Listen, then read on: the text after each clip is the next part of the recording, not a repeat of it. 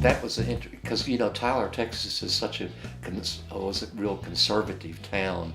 They had that really nice museum building, and I got the feeling they never really tried to do very much. But the director, had the foresight to try something like showing our work, there. And I always thought it was kind of a bizarre kind of contrast, like if it was in Dallas, you had people that were more supportive of the art and stuff. So for him to do that in Tyler, Texas was a bold move on his Did you part. get a good response? We had a good response. We certainly had a big crowd, that came, and a lot of people from Dallas and Fort Worth came to the opening, Right. So it was a good opening, and I would tend to think that once you have something like that it's had kind of controversial work in it and everything, word of mouth was a big thing to keep bringing people back to see what it was all about. That was the first time the term Oak Cliff 4 was used. Probably, yeah. Probably. Yeah. I would do things that were accessible. I thought it was a good idea, and I think that's something that the Oak Cliff artists did, the Oak Cliff 4 did, is they wanted their work to be accessible to people.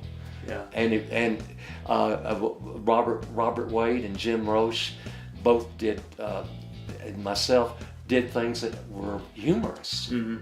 and poke fun at things. And also I think that another thing, at that particular time in the early 70s, the stuff out of New York it was all that minimalism and stuff. Right. That just, and the Oak Cliff artists wanted to talk about things, wanted to engage. But New York took to that a little bit for a while. Yeah. Or America took to that. Yeah.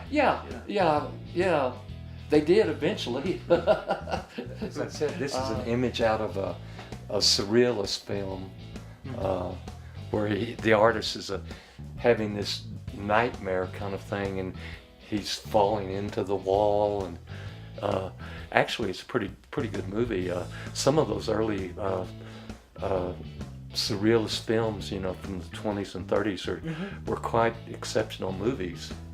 What's the significance of the chain? What's the significance of the chain?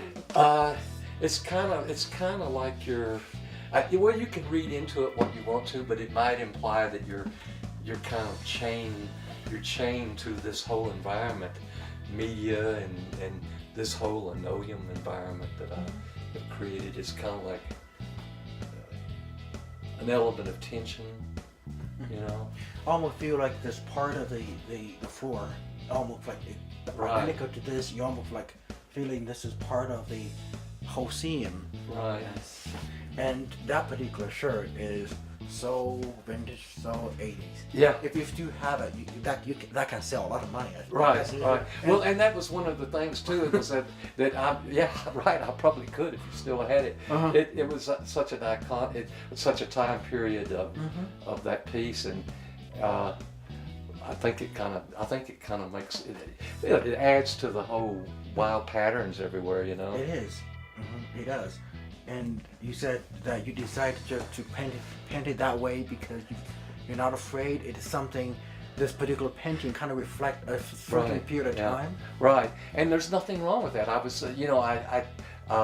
there's that famous painting Vermeer did where he's in the studio, and he's got his back to the viewer, but and I was thinking, well, Vermeer's got that period. He's wearing the period clothes. I said, well, that's perfectly valid,